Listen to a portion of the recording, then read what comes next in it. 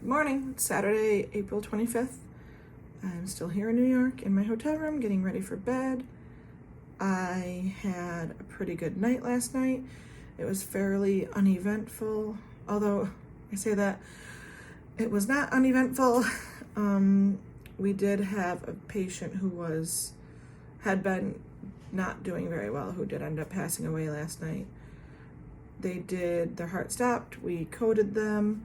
The policy in effect right now is 1 round of compressions, 1 round of epi, and that, as far as I can tell, is for a couple of reasons. One is to limit the exposure of the people in the room, because CPR is fairly intimate, and when you're that close to the patient and they're that sick, the odds of getting contaminated, even with all the PPE, is pretty high. Also, the resources that go into a code are substantial and they're in short supply.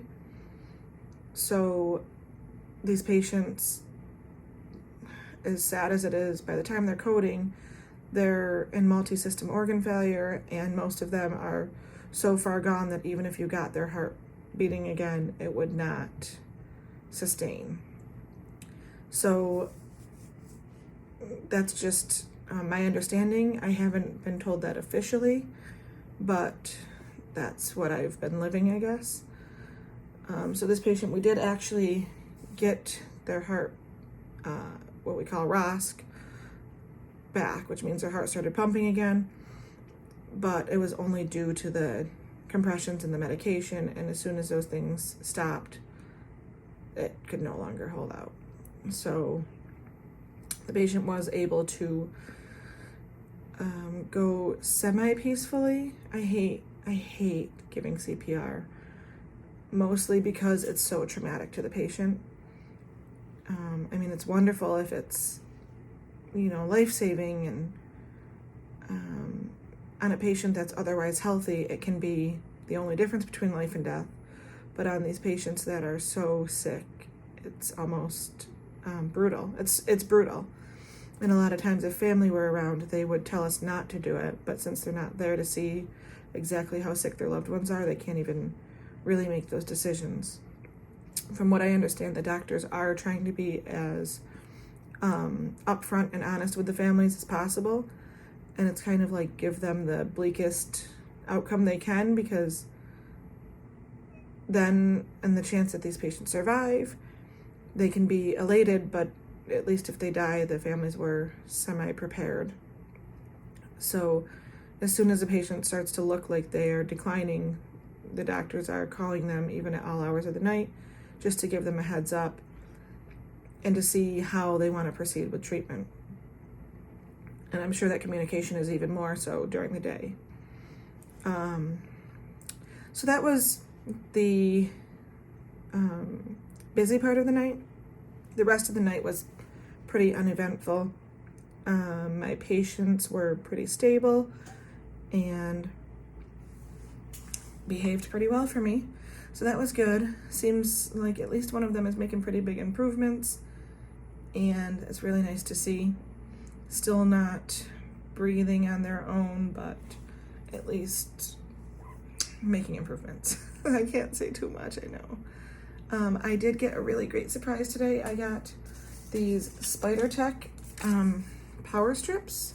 What are they called? Yeah, power strips. It's kinesiology tape, which is used for like muscle and joint strain. However, they're also skin protectants. So I got these strips. I'm so excited. I actually teared up a little bit when I opened them because they're so exciting.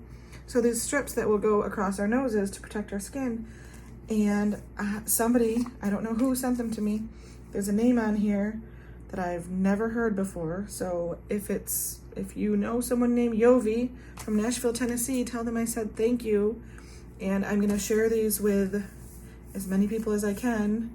I will selfishly keep more than one, but there are 100. I'm gonna bring some for the nurses that I'm working with on the unit, because they're stuck in this for a lot longer than we are.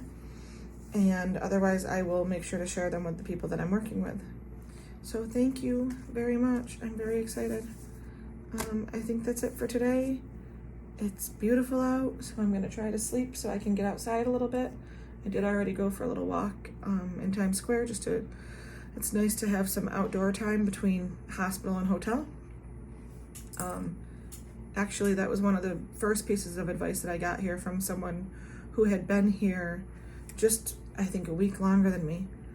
And he told me you have to come up with something to make yourself feel human. You have to have something besides just walking into the hospital and then going to your hotel and going to bed. And he was absolutely right. So every morning I do try to go for a little walk. I'll either walk down the street and get something to eat or a drink, even if it's something I'm gonna have later, before I go back to my room. And at least I feel like I've gotten some fresh air and a little bit of movement outside. So that's cool. That's my favorite piece of advice so far. All right, so now I'm going to bed. Good night.